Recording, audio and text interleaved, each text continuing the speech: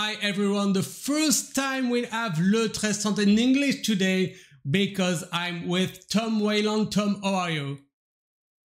Hello, Max. It's good to be here. I'm looking forward to this very much today.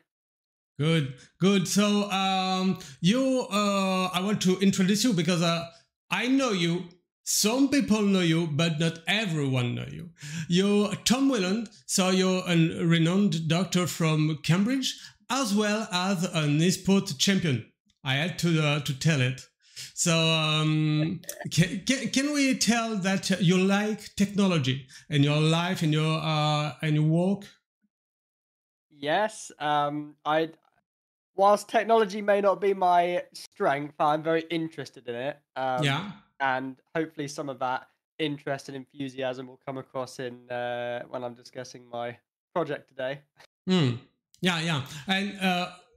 And recently I saw you posted on Twitter about ChatGPT, and I said, "Oh, Tom is aware of ChatGPT and he is trying to do something out of it for his work." So I know you're working in medicine, so I had to have you on this show, the Le Restaurant in French. You know, it's Mhm. 13:30.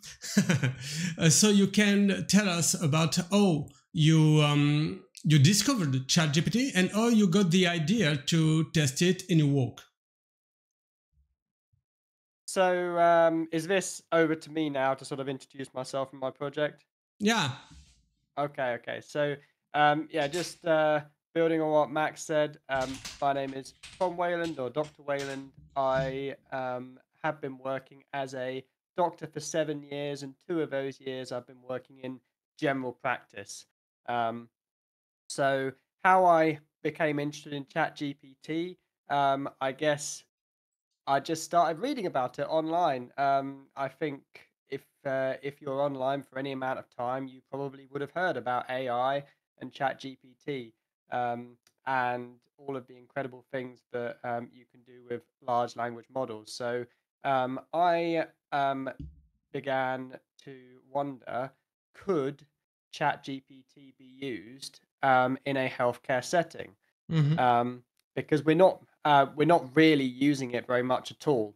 And I think if you, as a patient, go to see your doctor, you would probably be quite nervous um, about being treated by a machine rather than a person. Yeah. So the goal of my project was to look at a specific part of a healthcare encounter, the triage, and ask the question: can ChatGPT triage the patients that I see in general practice, as well as a clinician can, as well as a person can? Mm-hmm. So, for those who aren't familiar with the language, the triage is the bit which is where you walk in the front door, or when you submit your appointment request, um, somebody looks at it and thinks you need to be seen urgently, or you need to be Mm. seen. You can maybe wait a few weeks for your appointment. You don't need to be seen at all. The triage is deciding who sees the patient and when they get seen. So this is seeing how well ChatGPT can do that compared to clinicians. Yeah, and now and in your work, this part of the triage is made by how many people? Is it one people, So in two? my current job, we have one person um, who is dedicated to doing the triage, but there's a team that contribute to that. So what typically happens is patients will submit an appointment request Mm-hmm. online or over the phone. We have a large team of people who, this is probably 3 people Mm-hmm. who handle all of the telephone lines. So they're involved. Then you have an advanced nurse practitioner, an AMP, who takes all of the information from the phone calls and all of the information that patients have submitted online, and actually books those patients in for an appointment. Mm. And then you also have another couple of care coordinators who look at the more routine requests and book those in for an appointment. So it's really quite a big job that involves a lot of people. So if you could potentially replace that with a machine, you would potentially be able to save a lot of money in your And time. practice, which could then be used to hire more GPs, more nurses, and give more care to patients. Okay. All right, so I'm going to start by telling a story. So this is about a practice in London that was struggling. It didn't have any money. There were 8 doctors working at the practice.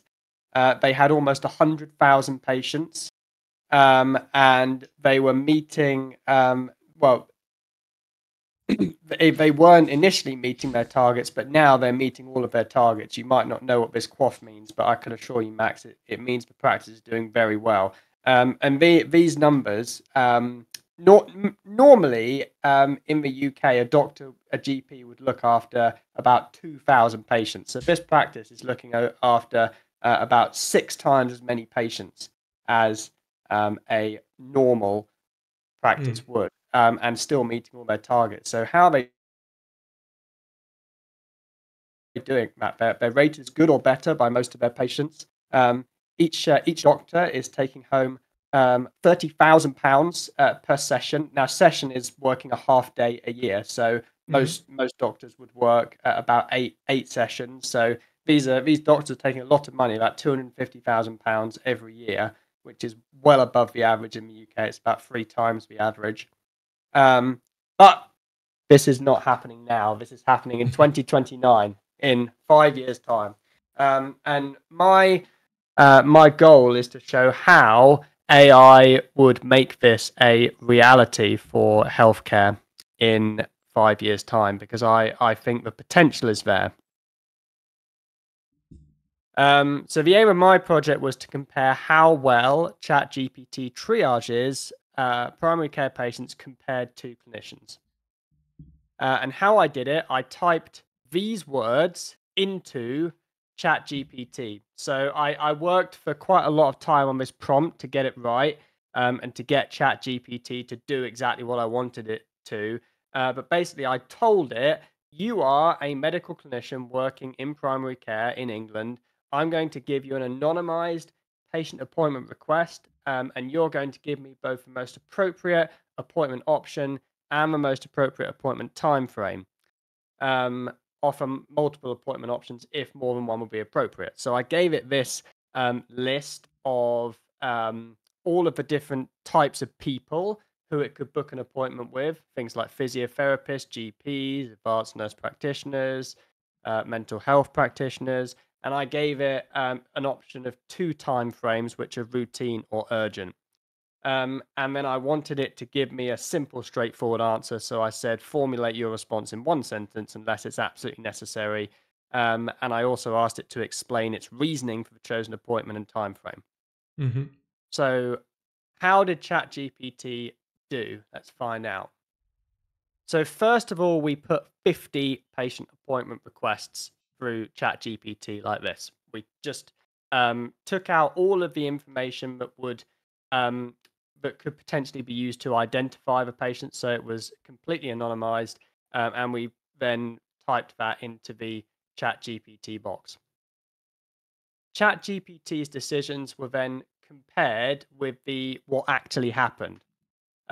So, for example, what actually happened, maybe the patient was booked with an advanced nurse practitioner, an AMP, within 2 weeks. Maybe ChatGPT thought that patient needed an urgent face-to-face appointment today with a GP. This is just an example. Where there was a difference, and there was a difference in quite a lot of examples, where there was a difference between ChatGPT's and the actual triage outcome, the appointment request was then added to a PowerPoint slide along with the 2 different triage outcomes. what we did next was we got a clinical panel. So this typically had two advanced nurse practitioners and one GP. So there were three people who are seeing patients day in, day out. We sat them down in front of the PowerPoint presentation, um, and we asked them um, which triage outcome they considered to be the most appropriate. And if either of the options was potentially unsafe or potentially inappropriate, the panel was also asked to highlight this. So what we found, and these are some quite complicated graphs, so I'll try and explain. What we found basically was with the initial 50 patients, ChatGPT and the clinician agreed on 16 out of the 50 patients. So about a third of the time, ChatGPT was reaching the same decision. Mm-hmm. And the other two-thirds of the time, um,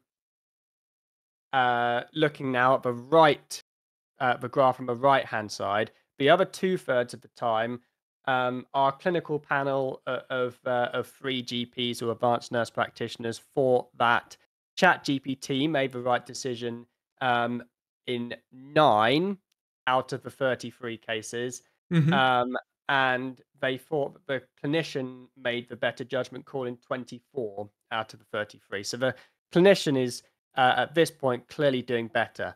However, um, there is often more than one correct answer in medicine. And it was deemed that both ChatGPT and the clinician did make a safe and appropriate um, booking in 35 out of the 50 cases. So not all bad. Um, 8 of the 50 that ChatGPT made were deemed to be unsafe, and 4 of the 50 were deemed to be inappropriate. And there were 2 where neither were felt to be safe. So overall, um, this is a clear loss for ChatGPT. I did a sort of statistical analysis, and the clinicians were significantly better than ChatGPT using Mm. this initial prompt. So what we then did, um, we made some reflections. So ChatGPT's unsafe and inappropriate responses were analyzed. Some common themes were identified.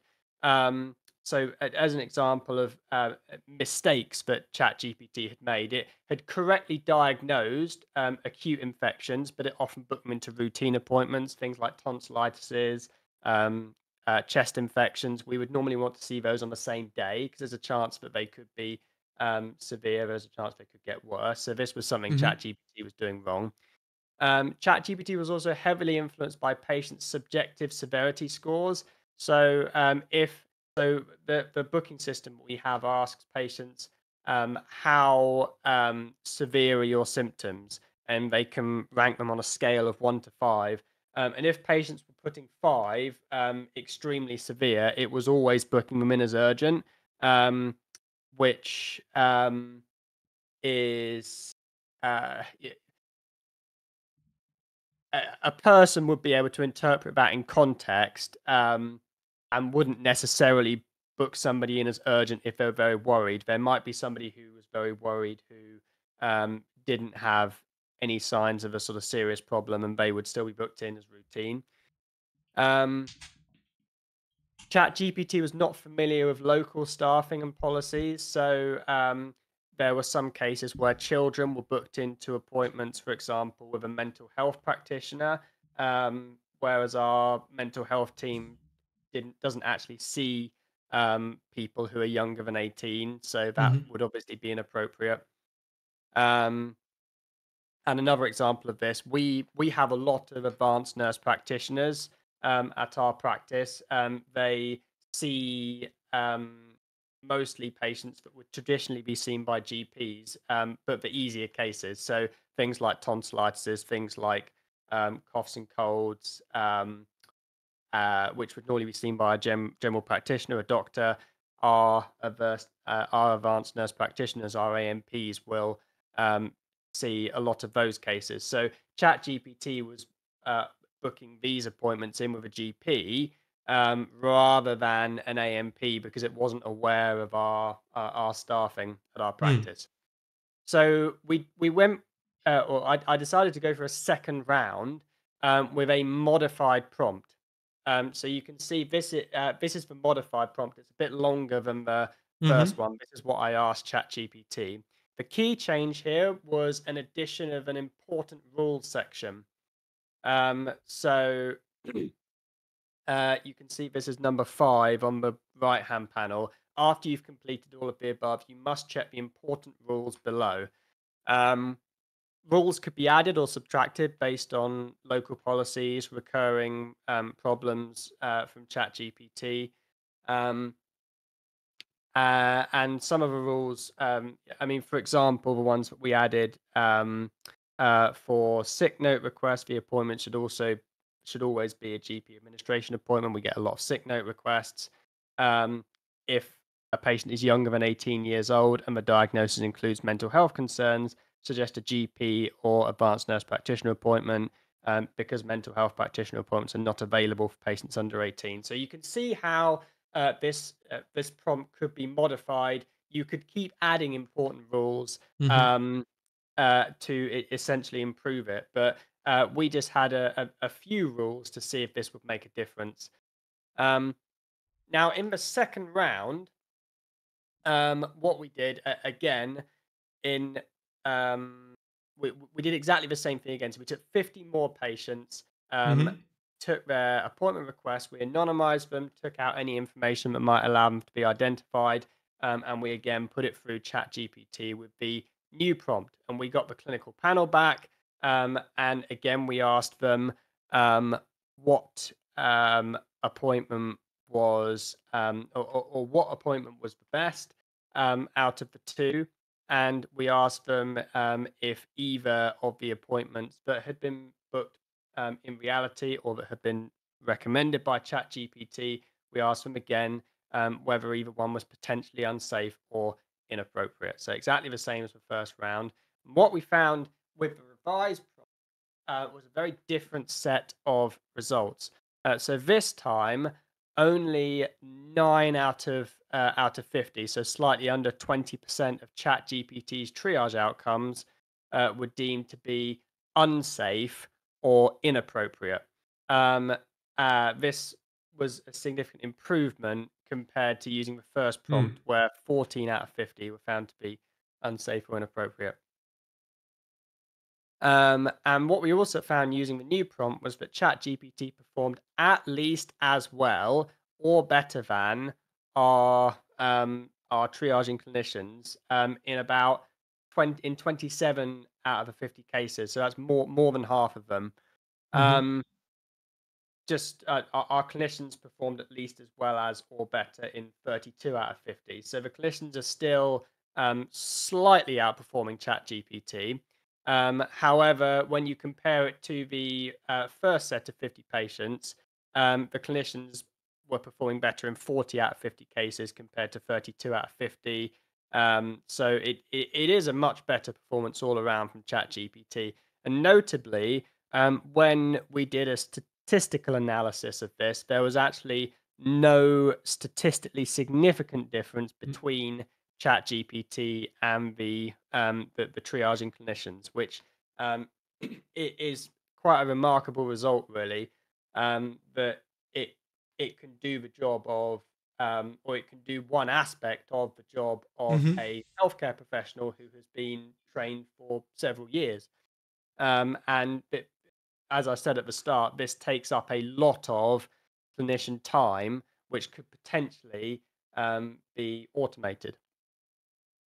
So the conclusions that I drew from this project were only a few hours of work. ChatGPT can triage to a similar standard as primary care clinicians, doctors, nurses.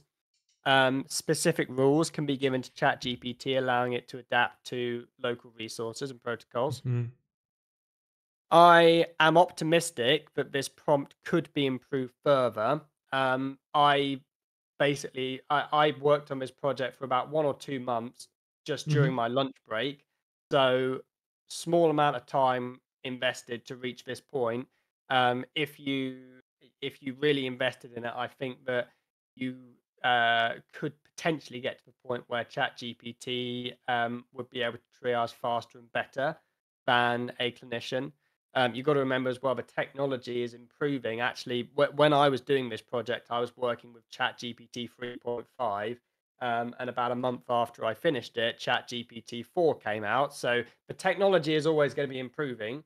whereas the clinicians are it going to be remaining pretty much the same. Other things to highlight for each of the 100 cases that we used, ChatGPT also recommended three different differential diagnoses, so potential problems, and it did recommend a management plan. Whilst analyzing the diagnosis and management plan that ChatGPT was making was not a part of this project, and it would have made the project a Mm. lot more complex. At a glance, ChatGPT was doing a pretty good job at this as well. So the final reflections, AI obviously has massive implications for general practice and for medicine as a whole. Um, a busy, financially stretched healthcare service that chooses to triage with AI or to do anything with AI could potentially free up more time and money for clinical staff, allowing better and faster patient care. Um, I would imagine in the future we might have practices where AI not only triages but may also recommend a diagnosis and management plan. Mm. If a GP or the nurse agrees, they can simply click a button and the plan is implemented. If the GP has any queries at all, they could book an appointment. So it would basically take all of the straightforward, all of the simple requests out of the GP's workload. This is the direction that I would see it going, maybe in the next 5 or 10 years. We may have the potential if AI is taking all of our simple and straightforward work. We may have the potential to treat as many as 50 or even 100 patients in a single day, rather than at the moment we would typically see 30 in a day. Mm. Um, Funding and workload in medicine and healthcare is only going to get worse with time. We have an aging population.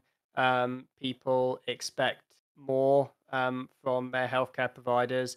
AI is only going to get better with time, as we've seen already over the last 10 years. I believe there will be a time in our life where AI will not only be invaluable in healthcare, I think it will actually become a Mm. necessity.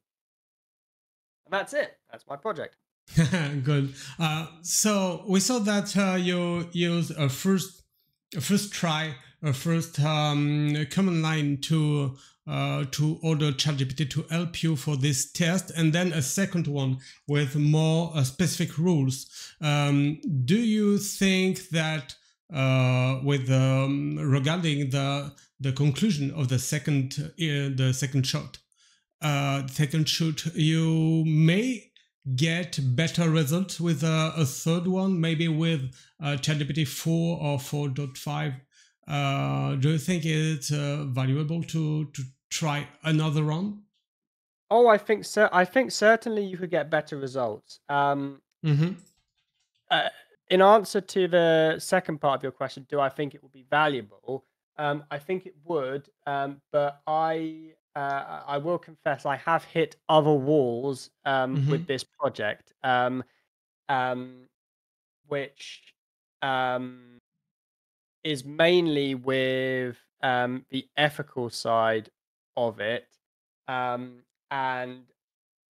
finding that colleagues, particularly more senior colleagues, have been um, sort of reluctant to um, implement and look at this further because of um, very complicated ethical issues surrounding AI. To give an idea of how complex, a Mm-hmm. lot of big businesses that are using or trying to use AI are spending millions of pounds um, just around the ethics of it. The idea being, um, ChatGPT might be able to give you an answer to your problem, but a lot of the time we don't understand why Mm. it gets to its answer. Um, and that I don't, I confess, I don't fully understand this, but apparently that does create an ethical problem for the business, or in this case, the healthcare provider. Yeah, and you said that you performed those tests on your lunch break. So it's a personal investment. What have you uh, all your teammates got this test, or what do they think about this? Are they maybe afraid about the use of AI in your in your work? Maybe some may be afraid to lose their job at the triage, as you said. Do they think that it's a good way to try to understand how can ChatGPT help medicine on a daily Very basis? good question. Um, I think at my practice, generally everyone was very excited and um, positive about the project. And certainly everybody who I asked to help, for example, the people that I got onto the clinical panel to compare the results, everyone was um, uh, very keen to help and support. There was there were some jokes made about, oh, you're Mm-hmm. trying to replace us, but they were they weren't made seriously.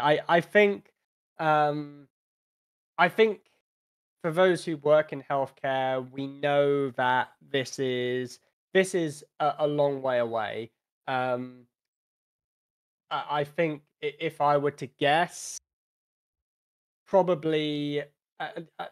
I think that right now you would probably be able to implement AI, and it might be helpful, but you would probably get enough unhelpfulness for it to be a bit of a mess. I think in 5 years' time, it may start to replace jobs, but remember all of that ethical stuff that I mentioned a couple of minutes ago. Mm-hmm. I don't think that that side of things will have been solved in 5 years. I think in 10, 15 years, I think probably um, with adequate investment to solve the ethical problems, um, I think AI may more realistically be able to start to pick up some slack and maybe replace some jobs. But I think because we're such a long way away from that, people are not really worried about it at the moment.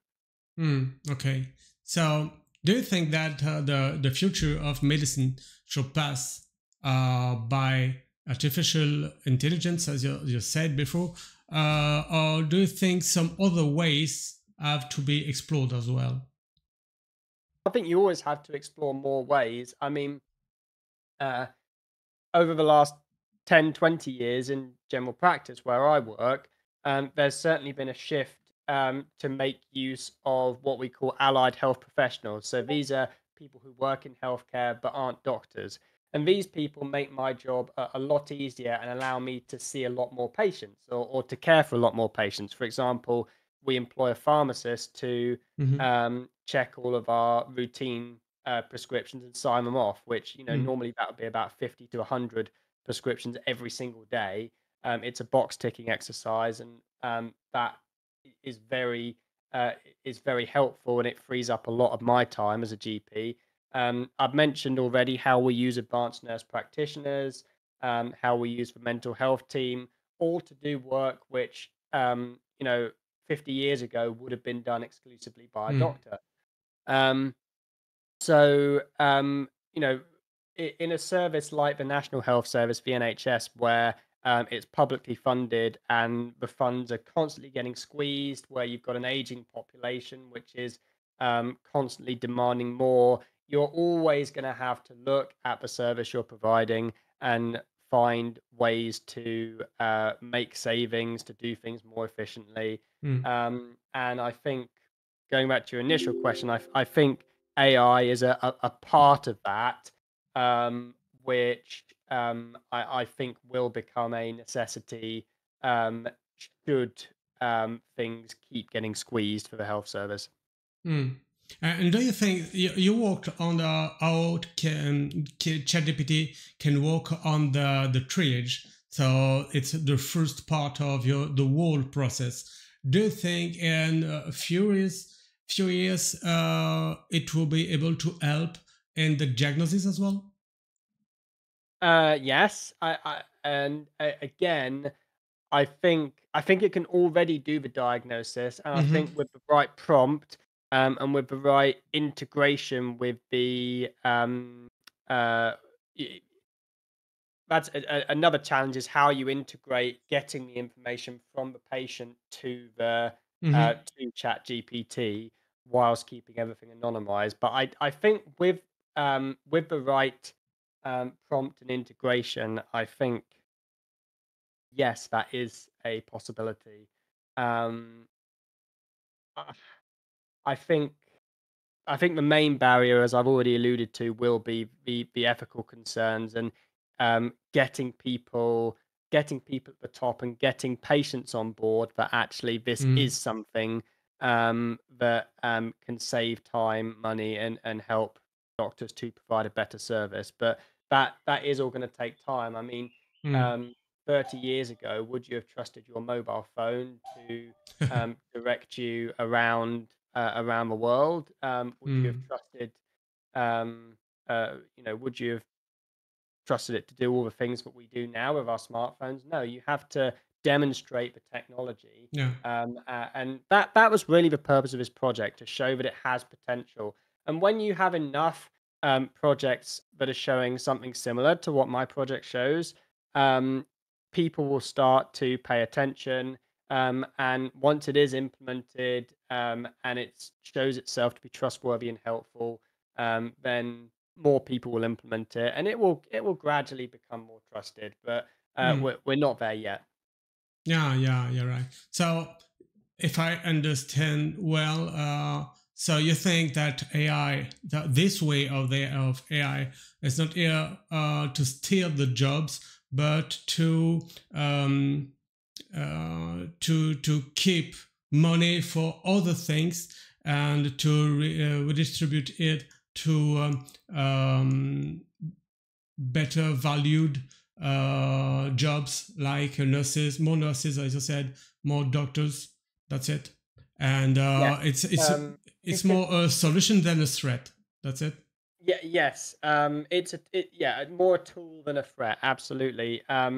Because there are certain parts of a doctor's job which I won't say that you could never replace, um, but are so far away from being replaced that it would never be threatened in our lifetimes. For example, you know, when somebody provides healthcare, when a doctor provides healthcare to a patient, they have a duty of care, Mm-hmm. which is enshrined in law. You know, if something goes wrong, that patient can sue the doctor for damages and make a lot of money. So there always has to be somebody responsible. There always Yeah. has to be somebody, a doctor who is the named doctor for that patient. Mm-hmm. And who knows, maybe in 100 years' time, maybe in 50 years' time, um, that that system will be changed, and you'll be able to have, maybe AIs who surpass human intelligence that would be able to bear responsibility for those kind of things. But Mm. that really is a long way off in the future. And I think until we reach that point, there would always be a necessity for um, doctors and nurses within healthcare. So this Mm. isn't going to be replacing everyone's jobs. It may, it may, through allowing some doctors and healthcare professionals to work more efficiently, it may allow us to do the same or a better job with less staff. Mm-hmm. So some people may end up losing their jobs, um, but never. This would only be to the positive effect of the patient. So this would mean that more resources could be allocated to I don't know, for example, medications, Hmm. or more specialist services, more appointment slots, faster, patients being seen faster. Mm. Okay. So what's the next stage for you? Is this test over, or will you try to implement this solution at work? What about the managers? Are they aware of the test? Do they support it? Do they support you and in the way you wanted to try it? Yeah, so the big boss at my work, I discussed it with him, and he was very supportive of the project. Mm, In good. terms of where the project is going for me now, I think I'm done with it. Mm-hmm. Um, because again, it was an interesting project. I'm satisfied that it's achieved its goal, which has shown that AI has potential. But as I've already alluded to, um, the the ethical concerns are what would stop me from um, taking this project one step further, which would Mm. be integrating it. There's a big difference between what this project was doing, which was looking at the potential. There's a big difference and a big step from that, from looking at the potential to Yeah. actually implementing it. And that is something which I think the um, NHS, with a £200 billion budget every year, has to look at, not not me, because Yeah. Yeah. um, Understood. it's very complicated, and Mm. is it's not something that I could achieve by myself, basically. And as an introduction, I talked about the post you had on Twitter, I guess, a few months ago. Have you had any replies of maybe other doctors about this? No, there were some people who expressed an interest, but no, I think you were the only one who um, approached with enough interest to invite me to talk about it, which has been Hmm. nice. I've enjoyed it. Good. Last question. Were you surprised by the results you had? And did you use the free or the paid version of the of ChatGPT I use the to free route version. the test? Sorry. Yeah, so I use a free version, so potentially Okay. you'd be able to get better results with the paid version. I wasn't really surprised. I wouldn't say I've used ChatGPT a lot, Mm-hmm. but the times when I have used it, I've been very impressed. I remember sitting down with my family. We played around one lunchtime, seeing how good ChatGPT was at solving our health ailments, and Mm. I was quite surprised at that point how good it was. So going into this project, I wasn't surprised to find that it did a good job, um, but it's still nice to sort of affirm that um, uh, with a study, I guess. Mm. Okay. Thank you, Tom. It was very interesting. And Thank you very much, Max. yeah, I hope someone will can contact you about the test you made this amazing work, and you find you found ChatGPT useful. You you you thought to yourself that it may be useful in some way to help medicine to reduce time for the patients. So you made it yourself, and you got a result, very good result. And I love the way that the result increased between the first and the second test. And thank you for that. And I hope someone will help you to get further with it. I hope so too, and I hope, even if it's not me that does it, Mm-hmm. maybe one person sees the results of this and is inspired. Um, maybe I mean I imagine there are people high up in the NHS who are probably way further along on a similar Hmm. project, and I hope ultimately that this kind of work goes towards helping patients. Ok, thank you Tom. Les amis, j'espère que vous avez apprécié cet épisode en anglais. La semaine prochaine, ce sera mercredi à 13h30. Nous aurons, attendez que mon bidule s'affiche, ne bougez pas, nous parlerons de Kivolt et ce sera Viet Wang qui sera avec nous pour son premier passage dans le 13h30. Thank you, Tom. You can tell hello to your wife and see you next time. I hope that you will be back on the 13h30 with us. See you. Yeah, I'm gonna go take her for food now. Thank you very much, Max, and I hope everyone found that interesting. Bye. See you.